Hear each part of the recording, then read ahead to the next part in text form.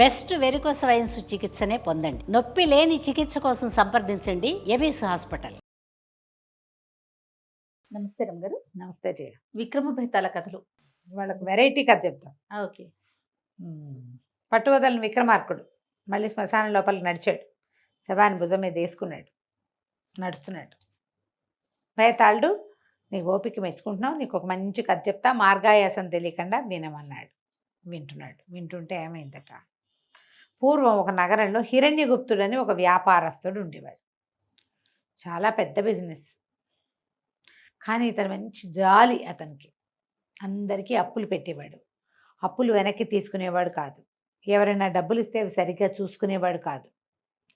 ఆ ఊళ్ళో అలకాపురి, ఆ నగరంలో ఎన్ని పూటా నాణ్యాలు ఉంటాయి పడని అంటే చెల్లని కాసులన్నీ ఈయన గల్లాపెట్టలోనే ఉండేవి. భార్య ఎప్పుడు తిట్టేది, ఏం బిజినెస్ ఉంది ఇది, అప్పులు కోకొల్లలుగా పెరిగిపోతున్నాయి, సంపాదన ఏమీ లేదు, కుటుంబం ఇంతమంది పిల్లలు, వీళ్ళంతా ఎటా పైకి వస్తారు, నువ్వు నీ దిక్మాల వ్యాపారమును నీ జాలి, ఎవరైనా చిన్నపిల్లలు వస్తే వాళ్ళ చేతిలో ఏమైనా పెట్టకుండా ఉండేవాడు కాదు. తూకం తక్కువ తోచడం అతని వల్ల కాదు, రేటు 10 రూపాయలు పెంచడం అతనికి చేత కాదు, వ్యాపారానికి పనికిరాడు. కానీ వాళ్ళది ఇంటి వ్యాపారం, ఫ్యామిలీ బిజినెస్, చేసి తీరాలి. అట్టా నడుస్తూ ఉండేది. ఒకనాడు ఏమైంది, ఎవరో బంగారు కాసు బదులు ఇత్తడి కాసు ఇచ్చారు. ఆ గల్లా పెట్టెలో ఇత్తడి కాసు చూసేసారు కల్లా వాళ్ళ ఆవిడ భద్రకాళి అవతారం ఎత్తేసింది. ఆ పూట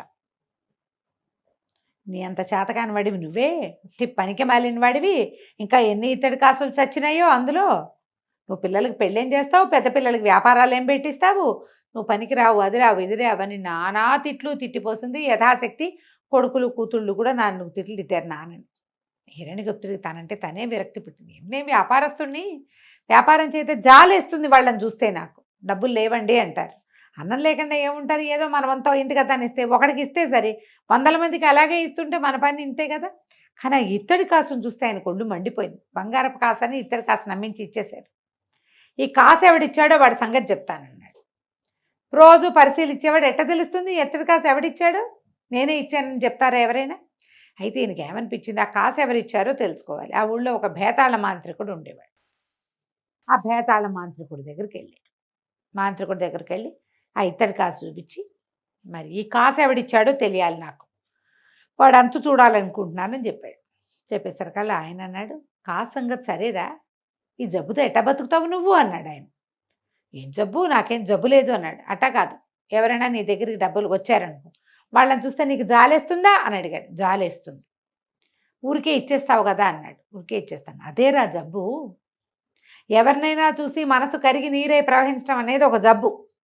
ఆ జబ్బుతోటి వ్యాపారస్తులకు ఉండకూడదు అది. అరట అది ఎట్టా పోగొట్టుకోనండి, నా గుణం అండి అన్నాడు. గుణం కాదది, నీ జబ్బు. ఓ పని చేయి, నీ అంతరాత్మని నా పరం చేయి. నా అంతరాత్మ ఒప్పుకోదన్నాడు. అంతరాత్మని నా పరం చేసి నాకు ఇచ్చేయి, అంతరాత్మని రిపేర్ చేసి ఇస్తా, తర్వాత నీ అంతరాత్మని నీకు తెచ్చిస్తా, తర్వాత నీకు ఈ జబ్బు తగ్గిపోతుందంటే, అట్టాగేనండి ఎటా ఇస్తాను అండి, అంతరాత్మని నాలో ఉంటుంది కదండి అన్నాడు. నువ్వు ఉండు, నేను తీసుకుంటాను, నువ్వు ఒప్పుకున్నావు కదా, నీ అంతరాత్మని నాకు ఇస్తున్నానని మాట ఇవ్వు, నేనే తీసుకుంటా అన్నాడు బేతాళ మంత్రికుడు. హిరణ్యగుప్తుడు ఒప్పుకున్నాడు, నా అంతరాత్మని మీ పరం చేస్తాను అని. ఆయన ఏం చేశాడు, ఇట్లా అని ఏదో ఇట్లా తీసుకున్నట్టుగా చేశాడు. ఆయన చేతిలోకి ఏదో వెళ్ళినట్టే ఉంది. ఏం వెళ్ళిందో ఈయనకు తెలీదు. ఇంటికి వచ్చి మామూలుగా బిజినెస్ చేసుకోవటం మొదలెట్టాడు. ఒక వారం రోజుల తర్వాత భేతాళ మాంత్రికుడు వచ్చాడు వీళ్ళింటికి. చూడంగానే వీడు గబగబా హిరణ్యగుప్తుడు అడిగాడు, అయ్యా మా అంతరాత్మకి జబ్బు తగ్గిపోయిందండి, నా అంతరాత్మ నాకు ఇచ్చేస్తారా అన్నాడు. ఇచ్చేస్తాను రా, నీకు ఇచ్చేయటం ఎందుకు, నీలో కాదు నీ గల్లా పెట్టి తెరు అన్నాడు. ఆ గల్లా పెట్టెలోకి ఏదో ఇట్లా జేబులోంచి తీసి విసిరాడు ఆయన. టంగమని మోగింది, శ్రావ్యంగా ఉంది శబ్దం. దాన్ని అక్కడే ఉంచు, నీ అంతరాత్మ నీలో ఉండకూడదు, గల్లా పెట్టెలో ఉండాలి, అక్కడ ఉన్నాయి అన్నాడు. సరే, ఆయనకి వెళ్ళిపోయాక ఈయన మెల్లిగా డ్రావర్ ఓపెన్ చేసి చూస్తే అది ఎంత ఉంది, చిన్నగా బటన్ వేలు అంతుంది. అలా ఇంత బంగారపు రంగులో ఉండి ఆ గల్లాపెట్టెలో ఉన్న నాణ్యాల మీద నాట్యం చేస్తూ కనపడుతోంది తన అంతరాత్మ. బంగారపు రంగు ఎంత బాగుందో, ఆశ్చర్యపోయాడు. అందంగా ఉంటుందా నా అంతరాత్మ అన్నాడు. గల్లాపెట్టె తోసేసాడు లోపలికి. ఇక ఆ రోజు నుంచి ఆయన వ్యాపారం మామూలుగా లేదు. చచ్చిన పిల్లికి బిచ్చం పెట్టేవాడు కాదు, వ్యాపారం బాగుంది, బ్రహ్మాండంగా పిల్లికి బిచ్చం పెట్టేవాడు కాదు, ఎవ్వరికి అరువివల. 3 పూలు 36 కాయలు. ప్రతిదీ చూసుకోవటం. ₹1 తక్కువ వస్తే రూపాయి ఇస్తే గాని సరుకు కదలదు. అంతకుముందు ఏం చేసేవాడు, ₹10కి ₹9 ఇచ్చినా ఒప్పుకునేవాడు. ఇప్పుడు ఒప్పుకోవట్లేదు. ఆహా, ఒప్పుకోకుండా క్రమంగా రోజులు గడిచే కొందుకు ఏమైంది, ఈయన అంతరాత్మ పెరిగిపోయింది. ఆ గల్లాపెట్లో పట్టటలా. అక్కడి నుంచి ఏం చేశాడు, పక్కన సరుకుల కొట్టు ఉంటుంది కదా, ఒక కొట్టులో ఈ అంతరాత్మని తీసుకెళ్ళి పెట్టాడు. అది ఇంచుమించుగా కొట్టంత ప్రమాణము పెరిగింది. అక్కడే ఎగురుతూ ఉండేది. ఈయనకి ఎంత సంపాదన వచ్చిందో, తోటలు, దొడ్లు, మేడలు, ఇళ్ళు, వాకిళ్ళు ఎన్ని కొన్నాడో. వస్తూనే ఉంది. వస్తూనే ఉంది. భార్య, పిల్లలు చాలా సంతోషంగా ఉండేవాళ్ళు. ఇంత సంతోషించారు. మరి ఇంత బిజినెస్ పెరిగి డబ్బు వస్తే ఫ్యామిలీ సంతోషిస్తుంది కాదు అంతే కదా. ఈయన మహాకటికవాడని పేరు తెచ్చుకున్నాడు. అయితే ఈయన ఏం చేశాడు, ఒకనాడు ఈయనకి 80 ఏళ్ళు వచ్చాక ఒకసారి అంతరాత్మ ఎట్టా ఉందో చూద్దామని తలుపు తీశాడు. తీస్తే అంతరాత్మ బంగారపు రంగులో నాట్యం చేస్తూ కనపడేది. పరమ వికృతమైన స్వరూపంలో దర్శనమిచ్చింది. మన అంతరాత్మ అంత వికారంగా ఉంటుందని ఆయన అనుకోలే.